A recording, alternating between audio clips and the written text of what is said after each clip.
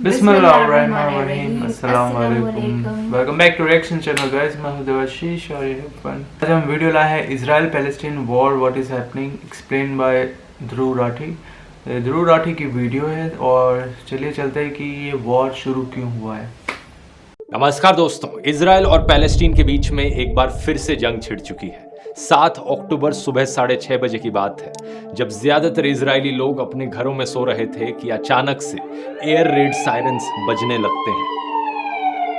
कुछ ही देर बाद रॉकेट्स बरसने लगते हैं इजराइल के शहरों पर हजारों की संख्या में। इजरायली डिफेंस फोर्सेस एस्टिमेट करती हैं 2200 रॉकेट्स फायर किए गए। हमास ग्रुप कहता है कि 5000 रॉकेट्स फायर किए गए। अब आमतौर पर इजराइल के पास एक आयरन डोम सिस्टम है। ये दुनिया के one of the best air defence systems में से है। जब भी रॉकेट्स की इस तरीके से बरसात होती है, ये लेटेस्ट मिलिट्री टेक्नोलॉजी का इस्तेमाल करके उन रॉकेट्स को इंटरसेप्ट करता है और हवा में ही डिस्ट्रॉय कर देता है, इजराइल देश को प्रोटेक्टेड रखने के लिए। लेकिन यहाँ पर 5000 रॉकेट्स फायर किए गए 20 मिनट के अंदर अंदर। ये आयरन डोम सिस्टम भी फेल रहा। हजारों की संख्या में इजराइल में लोग मारे गए और जख्मी हुए इन अटैक्स के चलते। ये सरप्राइज अटैक पिछले कई दशकों में सबसे बड़ा हमला है जो इजराइल पैलेस्टीन कॉन्फ्लिक्ट में देखा गया है, और ये याद दिलाता है योम किपुर वॉर की। आज से ठीक 50 साल पहले अक्टूबर 1973 में इजिप्ट और सीरिया ने इसी तरीके से एक सरप्राइज अटैक किया था इजराइल के ऊपर। उसके बाद एक वॉर छिड़ गई थी जिसे योम किपुर वॉर बुलाया जाता है, और अभी का ये हमला भी किसी फुल स्केल वॉर से कम नहीं है। हमास ने रॉकेट्स के अलावा एक मल्टी प्रोंग्ड अटैक किया है जमीन से, समुद्र से और हवा से। इजराइल गाजा बॉर्डर पर मौजूद जो बाउंड्री वॉल लगी थी उसे तोड़ गिरा दिया गया एक बुलडोजर के द्वारा।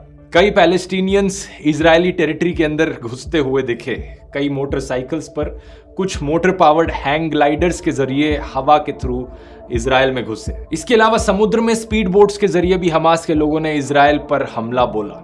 कई सारे इवेंट्स हुए यहाँ एक दिन के अंदर अंदर। इजराइल गाजा बॉर्डर पर मौजूद एक मिलिट्री बेस पर भी हमला किया गया, एक इजरायली टैंक को कैप्चर किया गया, कई इजरायली सोल्जर्स को कैप्चर कर उन्हें बंदी बनाया जा चुका है हमास ग्रुप के द्वारा। और बॉर्डर पर मौजूद जो इजराइल के गांव और शहर थे वहां पर भी हथियार ताने हमास के आतंकवादी अंदर घुस गए हैं। ढेरों बेगुनाह सिविलियंस यहां पर मारे जा चुके हैं, कईयों को हॉस्टेज बनाया गया है, और इजराइल ने रिस्पॉन्स में एक स्टेट ऑफ वॉर डिक्लेयर कर दिया है। इजरायली मिलिट्री ने गाजा में भी एयर स्ट्राइक्स करी, जिसके चलते पैलेस्टीन में भी हजारों लोग मारे गए हैं और जख्मी हुए हैं। एक बार इस पूरी सिचुएशन का कॉन्टेक्स्ट समझने के लिए नक्शे पर नजर डालते हैं। इजराइल और पैलेस्टीन दोनों मिडिल ईस्ट में लोकेटेड हैं, जिनके नॉर्थ में है लेबनान का देश, नॉर्थ ईस्ट में सीरिया, ईस्ट में जॉर्डन, साउथ वेस्ट में इजिप्ट और वेस्ट में है मेडिटेरेनियन सी। इन दोनों देशों पर जूम इन करो तो ये बीच का एरिया इजराइल का देश है, और पैलेस्टीन की जो टेरिटरीज हैं वो दो हिस्सों में बटी हुई हैं। एक है वेस्ट बैंक का रीजन जो जॉर्डन के वेस्ट में है, और दूसरी है गाजा स्ट्रिप जो इजराइल के साउथ वेस्ट में इजिप्ट को बॉर्डर करती है। वेस्ट बैंक में मौजूद पैलेस्टीनियन टेरिटरीज के बीच में कई इजरायली सेटलमेंट्स हैं जहां इजराइल का कंट्रोल है।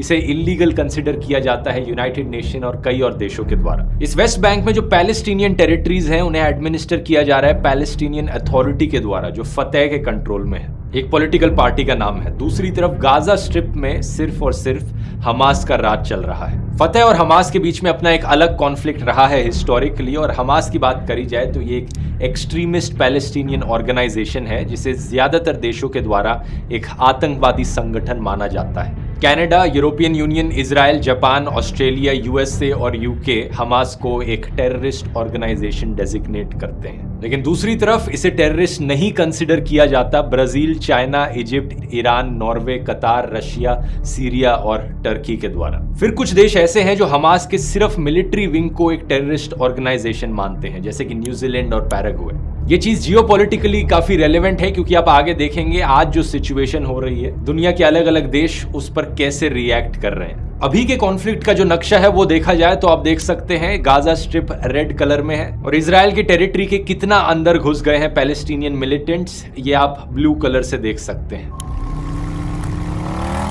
हमास के मिलिट्री कमांडर मोहम्मद अल दिफ ने इस पूरे हमले को ऑपरेशन अल अक्सा फ्लड का नाम दिया है, और कहा कि हमास ये इसलिए कर रहा है क्योंकि इजराइल ने पैलेस्टीनियंस के ऊपर अत्याचार किया। स्पेसिफिकली ये रिस्पॉन्स है अल अक्सा मस्जिद में जो हुआ था उसका। अगर आप जानना चाहते हैं जेरूसलम में मौजूद इस अल अक्सा मस्जिद में क्या इशू उठा था तो उसकी बात मैंने 2 साल पुराने इस वीडियो में करी थी। इसका लिंक नीचे डिस्क्रिप्शन में डाल दूंगा, जाकर देख सकते हैं। जितने भी इंडियन नेशनल्स इस वक्त इजराइल में मौजूद हैं उन लोगों के लिए इस वक्त इजराइल की इंडियन एम्बेसी ने एक एडवाइजरी दी है जो आप स्क्रीन पर देख सकते हैं। इमरजेंसी के सिचुएशन में आप इस नंबर पर कॉल कर सकते हैं या फिर एक ईमेल डाल सकते हैं दी गई ईमेल पर। इजराइल ने रिस्पांस में अपना जो हमला लॉन्च किया उसे ऑपरेशन आयरन स्वॉर्ड्स का नाम दिया गया। इजरायली डिफेंस फोर्सेस जिन्हें IDF शॉर्ट में कहा जाता है, इन्होंने अपनी नेवी, एयरफोर्स और ग्राउंड फोर्सेस सबको तैनात किया है। साथ ही साथ इन्होंने गाजा में ड्रोन स्ट्राइक्स भी लॉन्च करी। इजराइल के एनर्जी मिनिस्टर ने एक ऑर्डर साइन किया कि गाजा में बिजली की सप्लाई काट दी जाए। काफी हद तक ये बिजली इजराइल के थ्रू सप्लाई की जाती है गाजा में। इजराइल के प्राइम मिनिस्टर बेंयामिन नेतन्याहू ने एक टेलीविजन एड्रेस में कहा, Citizens of Israel, we are at war. אזרחי ישראל, אנחנו במלחמה, לא במבצע, לא בסבבים, במלחמה. इन्होंने कहा कि दुश्मन को एक अनप्रेसिडेंटेड प्राइस पे करना पड़ेगा। डिफेंस मिनिस्टर की स्टेटमेंट थी कि हमास ने एक बहुत बड़ी गलती करी है और इजराइल इस जंग को जीतेगा। एक बड़ा टॉकिंग पॉइंट अभी के इस कॉन्फ्लिक्ट में ये रहा है कि कैसे मोसाद, दुनिया भर में फेमस इजराइल की इंटेलिजेंस एजेंसी, फेल रही इस हमले को इंटरसेप्ट करने में। कहा जाता है कि मोसाद दुनिया की one of the most powerful intelligence agencies में से है। इनके इन्फॉर्मेंट्स पैलेस्टीनियन मिलिट्री ग्रुप्स में घुसे हुए हैं, लेबनान में है, सीरिया में है, दुनिया के अलग अलग कोनों में है। पास्ट में यह अक्सर देखा गया है कि मोसाद के एजेंट्स ने बड़े प्रिसाइजली टाइम्ड असैसिनेशन किए हैं बड़े बड़े मिलिट्री लीडर्स के। कहीं पर गाड़ियों के ऊपर GPS ट्रैकर्स लगाकर, कहीं पर ड्रोन स्ट्राइक्स का इस्तेमाल करके या कहीं पर मोबाइल फोन्स के जरिए भी। मोसाद के बारे में अगर आप और जानना चाहते हैं तो कुकू FM पर यह वाली ऑडियो बुक में सजेस्ट करूंगा, बड़े डिटेल में बढ़िया तरीके से समझाया है। कुकू FM को अगर आप नहीं जानते तो ये इंडिया का लार्जेस्ट ऑडियो लर्निंग का प्लेटफॉर्म है।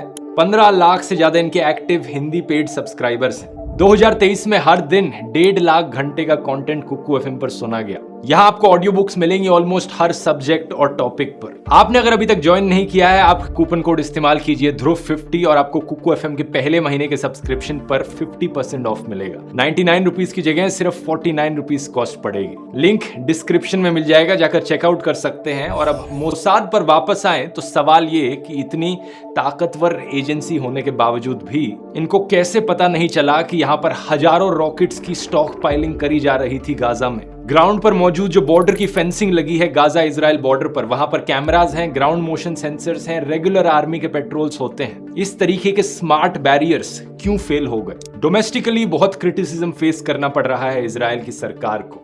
फॉर्मर इजराइल के जो नेवी के हेड थे, उन्होंने इजरायली टीवी चैनल 12 को कहा कि ये सरकार का एक बहुत बड़ा फेलियर है। पूरा इजराइल पूछ रहा है कहां है IDF, कहां है पुलिस और कहां है सिक्योरिटी। उसने BBC को बताया कि एक मेजर इन्वेस्टिगेशन ऑलरेडी शुरू हो चुकी है इस इंटेलिजेंस फेलियर को लेकर। द टाइम्स ऑफ इजराइल में छपी इस खबर को भी देखिए, जिसके अनुसार इजिप्ट के इंटेलिजेंस ऑफिशियल्स ने बार बार इजराइल को वार्निंग दी थी कि कुछ बड़ा होने वाला है और एलिजिडली उन वार्निंग्स को इग्नोर किया गया। दूसरी तरफ इंटरनेशनल रिएक्शंस की बात करें तो अमेरिकन प्रेसिडेंट जो बाइडेन ने इस अटैक को कंडेम किया और कहा कि वो रॉक सॉलिड और अनवेवरिंग सपोर्ट दिखाते हैं इजराइल के फेवर में। यूरोपियन यूनियन के फॉरेन पॉलिसी चीफ का भी यही कहना था कि वो स्ट्रांगली कंडेम करते हैं इस अटैक को और कहते हैं इंटरनेशनल लॉ के हिसाब से इजराइल के पास खुद को डिफेंड करने का राइट है।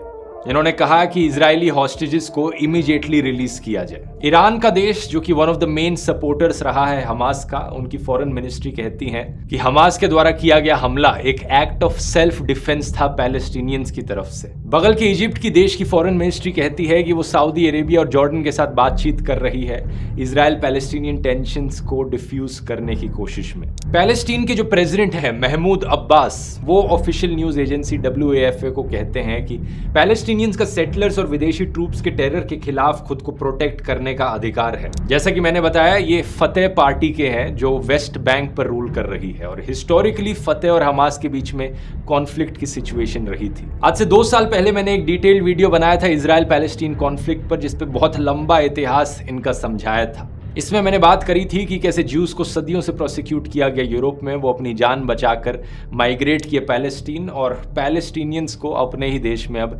रेफ्यूजीज बना दिया गया है। तो पैलेस्टीन की जो कॉज है वो ऑब्वियसली सपोर्ट डिजर्व करती है यहाँ पर, लेकिन आतंकवादियों को समर्थन देकर नहीं। हमारी इंडियन सरकार का भी स्टांस यही रहा है हिस्टोरिकली।